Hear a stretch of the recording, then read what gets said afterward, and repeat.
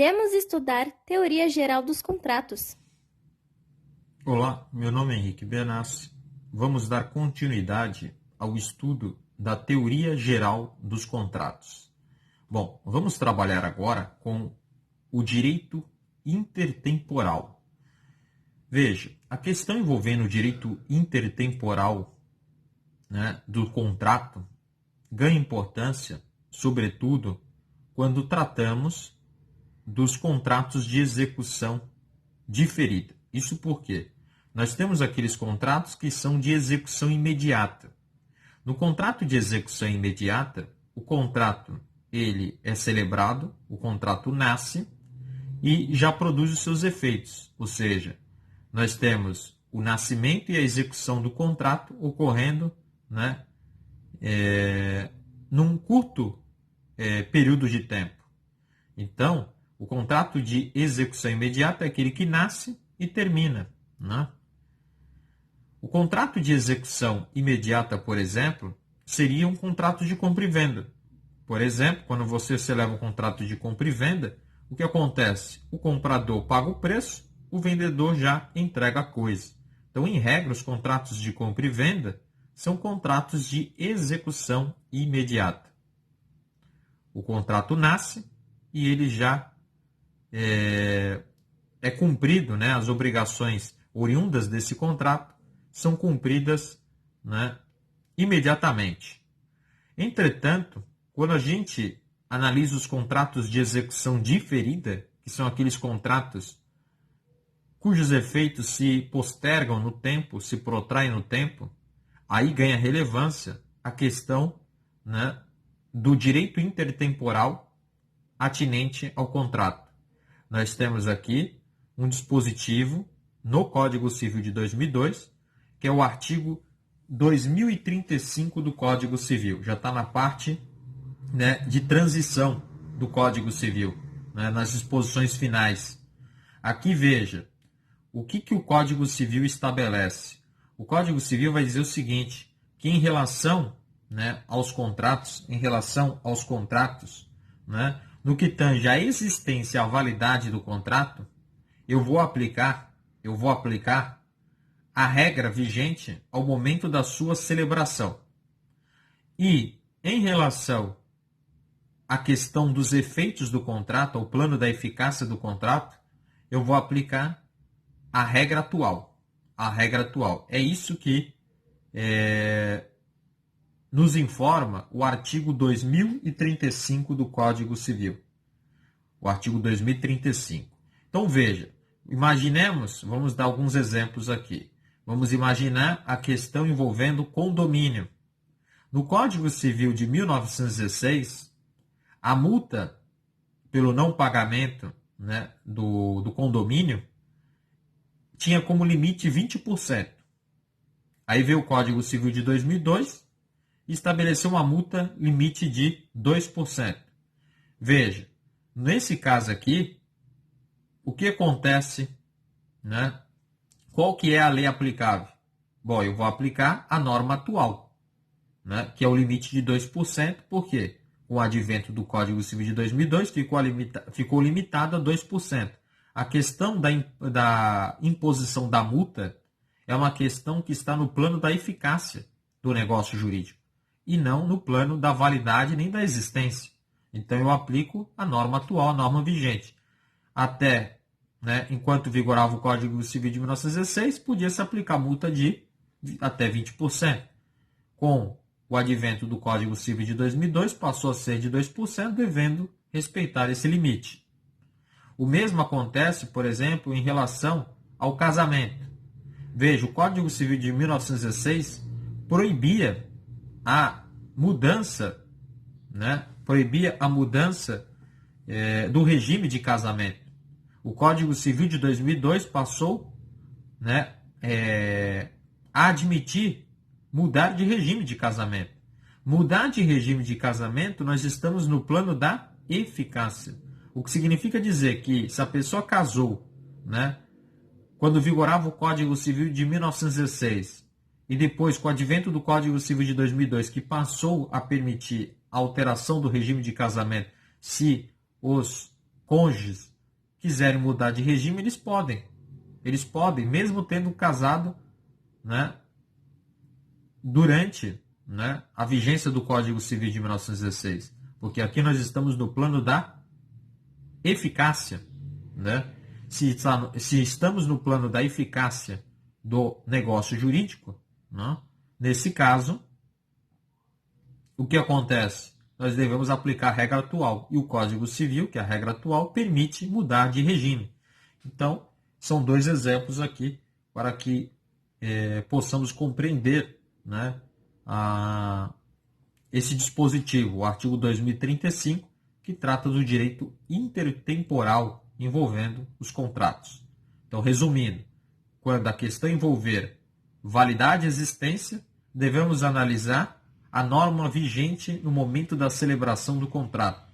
No entanto, quando a questão envolver efeitos do contrato, eu aplico a norma, a regra atual. Se for o Código Civil, eu aplico o Código Civil. Essa é a regra de direito intertemporal envolvendo o contrato. Vamos trabalhar agora com os elementos de validade do contrato. Bom, o que o Código Civil estabelece? Que para que o contrato, na verdade, o negócio jurídico como um todo seja válido, lembrando que o contrato é um negócio jurídico, para que o negócio jurídico como um todo seja válido, é necessário que exista agente capaz, objeto lícito possível, determinado ou determinável em lei, forma prescrita em lei ou não defesa em lei, ou seja, não proibida em lei. Além desses três, né, elementos de validade do contrato, nós podemos ainda, né, dizer, né, tratar de um quarto elemento de validade do contrato, que seria o quê? O consentimento livre e desembaraçado. Consentimento livre e desembaraçado. Isso porque, por exemplo, se ocorrer vícios do consentimento, né, como, por exemplo, lesão, estado de perigo, os vícios do consentimento vão anular o negócio jurídico e, portanto, o contrato, porque aí nós não teremos um consentimento livre e desembaraçado. A questão do agente capaz, veja, a capacidade aqui analisada é capacidade de fato, de exercício. Nós vimos que para que a pessoa possa exercer pessoalmente os atos da vida civil, é necessário que essa pessoa tenha capacidade. E quem tem capacidade? O maior de 18 anos. O maior de 18 anos tem capacidade. Lembrando que o Código Civil de 2002 reduziu, né, a capacidade, a maioridade, para os 18 anos. O Código Civil de 1916 previa a idade, né, para aquisição da maioridade, 21 anos. O Código Civil de 2002 reduziu para 18 anos. Lembrando então aqui que a questão da capacidade que ganha importância aqui é a capacidade de fato, capacidade de exercício, ou seja, a capacidade para praticar pessoalmente os atos da vida civil. Agora, veja, se a pessoa for um absolutamente incapaz, essa pessoa deve estar devidamente representada, né? E se for um relativamente incapaz, essa pessoa deve estar devidamente assistida. Então, veja que nesse caso aqui, de absolutamente incapaz e relativamente incapaz, né, haverá necessidade, né, de representação ou assistência dos pais, do tutor ou do curador. Agora veja, na questão envolvendo agente capaz, nós vimos então que é necessário capacidade de fato de exercício. Não havendo, veja, sendo a pessoa relativamente incapaz ou absolutamente incapaz, será necessário, né, assistência ou representação dos pais, do tutor e do curador. Porém, excepcionalmente, a lei permite que a pessoa, né, sendo relativamente incapaz, possa praticar, possa estar envolvido, né, no negócio jurídico. É o caso, por exemplo, do mútuo feneratício, quando eu tenho, né, como mutuário o menor. Nesse caso aqui, veja, esse mútuo, o Código Civil, permite o mútuo feito à pessoa menor. É o chamado aqui mútuo feneratício, que é o empréstimo de dinheiro, colocando como mutuário uma pessoa menor, né, incapaz. Lembrando que mútuo é um contrato de mútuo. É um contrato de empréstimo de bem fungível. Bem fungível é aquele que pode ser substituído por outro do mesmo gênero, da mesma qualidade e da mesma quantidade. É o caso do dinheiro, né? Quando eu empresto dinheiro, eu empresto aquele dinheiro para a pessoa e a pessoa vai me devolver não o mesmo dinheiro, mas sim um outro dinheiro, né? Por isso que é um bem fungível. É um bem fungível, né? É um bem que pode ser substituído por outro. Nesse caso, nós vimos que o contrato de mútuo é um contrato de consumo, né? É um contrato de consumo. Agora veja, e não de uso. Já no comodato, o contrato é de uso. A pessoa usa para depois devolver o mesmo bem.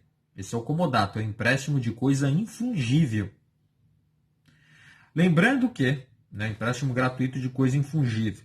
Lembrando que, em relação ao agente, né, capaz, há determinadas situações, por exemplo, o caso do mútuo, cujo mutuário pode ser o quê? Pessoa incapaz, pode ser o menor. Nesse caso, o mutuante que emprestou dinheiro ao mutuário não poderá, né, cobrá-lo judicialmente.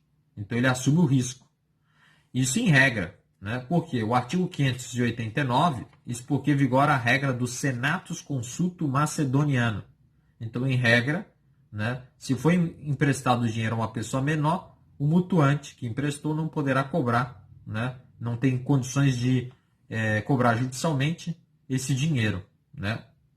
Agora, o artigo 589 do Código Civil vai estabelecer os casos em que será possível cobrar o mútuo do menor. Primeira hipótese, quando houver posterior ratificação do representante ou assistente. 2. Quando o incapaz tiver renda própria para sua manutenção e sustento. 3. Quando o empréstimo for feito para os alimentos do incapaz. 4. Quando o mutuante, que é aquela pessoa que emprestou o dinheiro, provar que o empréstimo reverteu em proveito em benefício do menor. 5. Quando o incapaz dolosamente, o menor dolosamente omitiu a sua idade, enganou então o mutuante. O mutuante, na hora que emprestou o dinheiro, achava, né, que aquela pessoa, que o mutuário era capaz, porque o mutuário omitiu dolosamente a sua idade. Então ele foi, de uma certa forma, enganado, o mutuante. Nessas hipóteses aqui, o mutuante, né, que emprestou dinheiro ao mutuário menor poderá cobrá-lo judicialmente. Bom, além disso, a questão envolvendo o ente, além disso, a questão envolvendo o agente capaz, também é importante a gente tratar do ente despersonalizado. Lembrando que o ente despersonalizado ele não tem personalidade jurídica. O que é personalidade jurídica? É a aptidão, né, para ser titular de direitos e obrigações. Apesar do ente despersonalizado não ter personalidade jurídica, ele terá capacidade para celebrar contratos. Terá capacidade para celebrar contratos. Além disso, né, é importante lembrar que ressaltar que a ideia de capacidade de direito se confunde com a capacidade, não, se confunde com a ideia de personalidade. Ou seja, o que é capacidade de direito ou personalidade? A aptidão para exercer, né, aptidão para ser titular de direitos e obrigações na vida civil, né? Essa é a ideia. Quando a gente trabalha aqui com um negócio jurídico, contrato, e esse primeiro elemento de validade, requisito de validade, aqui nós trabalhamos com agente capaz, e a capacidade aqui que tem importância é a capacidade de fato, de exercício. Além disso, o segundo elemento de validade do contrato é o objeto tem que ser lícito, possível, determinado ou determinável. Veja, se o objeto, né, ele é impossível, né, ab ovo, desde o início, e essa impossibilidade é relativa, esse negócio jurídico será válido. O negócio jurídico só será inválido, nulo, pela impossibilidade do objeto, se essa impossibilidade do objeto for o quê? Ab ovo, desde o início, desde o momento do nascimento do contrato, do negócio jurídico, e desde que essa impossibilidade seja absoluta. Porque se ela for relativa, né, e desde o início, esse negócio será válido. Se for uma impossibilidade absoluta, né, desde o início, aí será nulo. Agora, e se a impossibilidade ocorrer não no momento do nascimento do contrato, mas sim no momento da execução, do cumprimento? Nesse caso, o que acontece? O negócio jurídico será válido. Se a impossibilidade é superveniente, ou seja, está no plano da eficácia do negócio, no momento da execução do contrato, nesse caso, hipóteses não de invalidação, mas sim de revisão do contrato ou de resolução do contrato.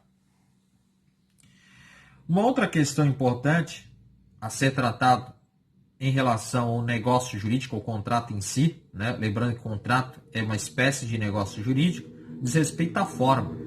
Bom, em regra, os negócios jurídicos podem observar qualquer forma.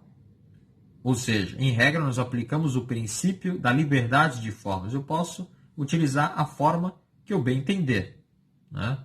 Agora, veja, em determinados momentos, a lei vai exigir determinada forma. A forma aqui passa a ser da substância do negócio. E aí, então, a forma, ela é prescrita em lei, é determinada pela lei. Se a forma é determinada pela lei, a lei exige uma determinada forma, eu tenho que utilizar essa forma, sob pena de invalidade do negócio jurídico, ou seja, sob pena de nulidade. Então, por exemplo, né, nos contratos de compra e venda envolvendo bem imóvel acima de 30 salários mínimos, nesse caso tem que ser feita por escritura pública. Então, existe uma forma específica. Se for feito por instrumento particular, o que acontece? O negócio jurídico é nulo. O negócio jurídico é nulo. Essa é a ideia, né, da forma. Então, e veja, a forma é prescrita em lei ou não defesa pela lei. O que é a forma não defesa pela lei? É a forma não proibida pela lei. Se a lei não estabelece uma forma, não proíbe, então vigora, né, o princípio da liberdade de formas. Eu posso usar a forma que eu quiser para o contrato, para a celebração do contrato. Agora, se a lei impuser uma forma específica, eu tenho que utilizá-la sob pena de nulidade do contrato. Em relação à forma, ganha destaque também a questão da conversão substancial do negócio jurídico, que seria uma espécie de recategorização, né, de um contrato nulo por vício de forma. O que seria isso? Imaginemos a situação do contrato de compra e venda, né?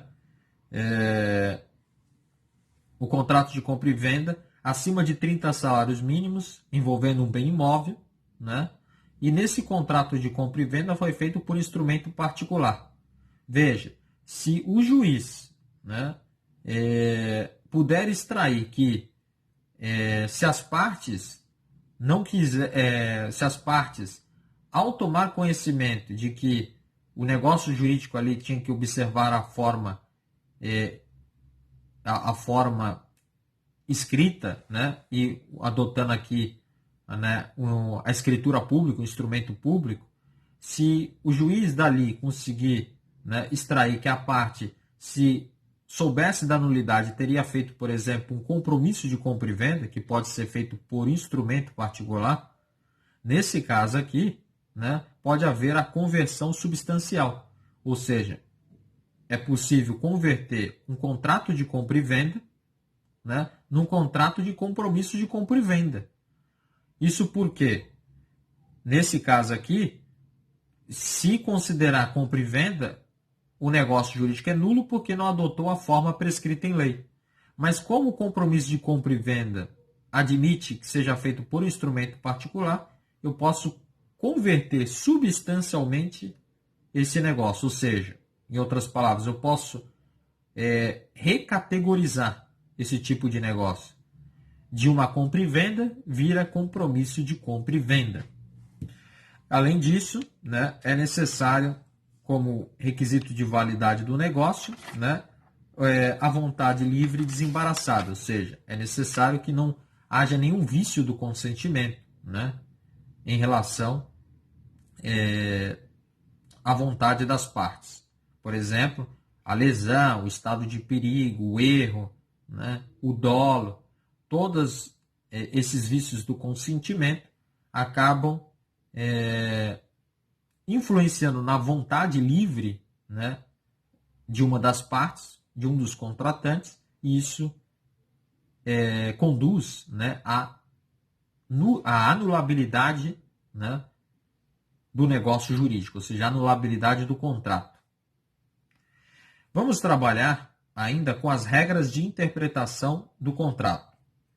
Veja, em relação às regras de interpretação do contrato, é importante a gente estabelecer, né, primeiramente, o seguinte: a regra de ouro, a principal regra de interpretação do contrato, diz respeito ao quê?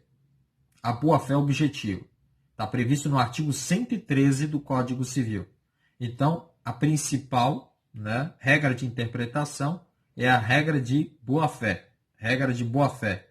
Então, essa é a regra principal. É a regra de ouro aplicável a todo e qualquer tipo de contrato. Agora, além da regra da boa-fé objetiva, lembrando que o que é boa-fé objetiva? A boa-fé objetiva é a boa-fé comportamento. É a boa-fé comportamento. Sempre que uma das partes se comporta de uma determinada forma, cria para outra parte justas expectativas. E essas justas expectativas não podem ser frustradas, criando-se para as partes o dever de o cumprimento do dever de lealdade, cumprimento do dever de informação, cumprimento do dever de proteção, né? Então essas são as decorrências, né, da boa-fé objetiva. Lembrando que essa boa-fé objetiva tem essa função interpretativa, exerce a função interpretativa, exerce a função de servir como um instrumento de interpretação dos contratos. Essa é a principal regra de interpretação, né, aplicável a todo tipo de negócio jurídico. É a boa-fé objetiva. Agora, nós temos regras acessórias que podem ser combinadas com a regra da boa-fé objetiva. Nós temos, por exemplo, o artigo 110, que trata da reserva mental, né? Interpretação dos contratos com base na reserva mental. Veja, reserva mental é uma vontade que o agente, que a pessoa intencionalmente oculta. Então, reserva mental é a vontade que a pessoa, que o contratante, intencionalmente oculta.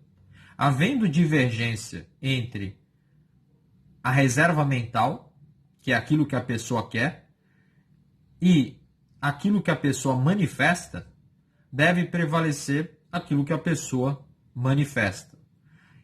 Exceto se a outra parte conhecia a reserva mental, ou seja, tinha conhecimento disso. Ou seja, se a outra parte sabia que aquilo que ela manifestou não era aquilo que ela queria, nesse caso, o negócio jurídico será nulo, porque aí configura uma hipótese de simulação, né? Configura uma hipótese de simulação. E a simulação é uma hipótese de nulidade do negócio jurídico, do contrato. A segunda regra acessória de interpretação, né, é a do artigo 112 do Código Civil. É a interpretação da vontade manifestada no contrato. Veja, mais vale a intenção, a vontade, do que o sentido literal da linguagem, ou seja, aquilo que foi escrito. Havendo divergência entre aquilo que a pessoa quis e aquilo que ela escreveu, deve prevalecer a vontade, a intenção, em relação àquilo que está escrito. Imagine uma situação de doação. Alguém doou, por exemplo, o João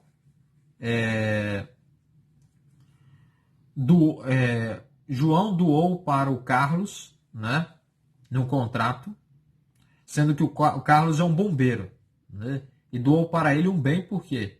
Porque o Carlos, que é o bombeiro, salvou a vida do seu filho. Nesse caso aqui, vamos imaginar que posteriormente foi descoberto que quem salvou a vida do filho, né, do João, não foi o Carlos, mas sim o José. Nesse caso, veja, eu devo entender que a doação foi feita para beneficiar quem? Foi feito para beneficiar o José, porque foi ele que salvou o filho. Do contrato se extrai a ideia de que a intenção da pessoa foi beneficiar aquele que salvou a vida do seu filho. E quem salvou foi o José. Então, veja, essa é a ideia, né, de que mais vale a intenção, a vontade, do que o sentido literal da linguagem. Então, ainda que nessa doação, lá no contrato de doação, esteja contemplando, né, o João, né, como beneficiário, né, nesse caso, deve-se interpretar que a doação foi feita, né, ao José, porque foi ele quem salvou a vida do seu filho. Então, essa é a ideia. Bom, além disso, nós temos uma terceira regra acessória de interpretação, que é a ideia de interpretação restritiva do contrato. Isso está previsto no artigo 114 do Código Civil. Veja, em algumas situações, nós temos que interpretar de forma restritiva. Nós temos que interpretar de forma restritiva, primeiro, contratos benéficos. Exemplo, a doação. Porque aí, nesse caso, o contrato só beneficia uma das partes. Então, a interpretação aqui a ser utilizada é a interpretação restritiva. Também devemos utilizar a interpretação restritiva para normas sancionatórias, ou seja, normas punitivas. Também a renúncia deve ser interpretada de maneira restritiva, isso porque na renúncia o titular do direito está abrindo mão, né, do seu direito. Também deve ser interpretada de maneira restritiva a fiança e o aval. Então, quais são as hipóteses de interpretação restritiva? Contratos benéficos, que mais?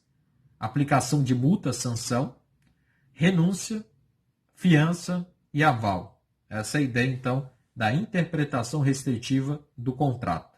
Então, determinados contratos devem ser interpretados restritivamente. É o caso dos contratos benéficos. Artigo 114 do Código Civil. Então, essa seria uma terceira regra, né, acessória de interpretação que deve se combinar, né, com a regra de ouro, a regra principal, que é a regra da boa-fé objetiva. Regra da boa-fé objetiva. Além disso,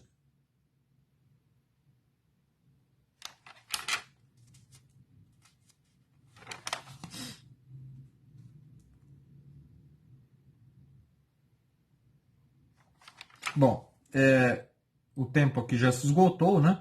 Então, nós vimos, basicamente, resumindo aqui, né, que nas regras de interpretação dos contratos, nós temos a regra de ouro, a regra principal, que é a do artigo 113 do Código Civil, que determina que os contratos devem ser interpretados com base na boa-fé objetiva. Isso porque a boa-fé objetiva, ela exerce em uma das suas funções a função interpretativa. Então, serve como mecanismo de interpretação do contrato do negócio jurídico. Aliado a essa regra principal de ouro, que é a regra da boa-fé, nós temos regras acessórias, que podem ser utilizadas pontualmente, a depender do caso. Então, são utilizadas caso a caso. E aí nós vimos a regra da interpretação dos contratos, né, de acordo com a reserva mental, artigo 110 do Código Civil. Vimos o artigo 112, que trata, né, de uma outra regra acessória, que é a interpretação da vontade manifestada nos contratos. É aquela ideia de que mais vale a intenção, mais vale a vontade do que aquilo que foi escrito, ou seja, o sentido literal do contrato. E temos uma terceira regra pontual, que é a de interpretação restritiva do contrato. Por exemplo, contrato benéfico interpreta-se restritivamente. É a regra do artigo 114 do Código Civil. Assista mais vídeos e se inscreva no nosso canal.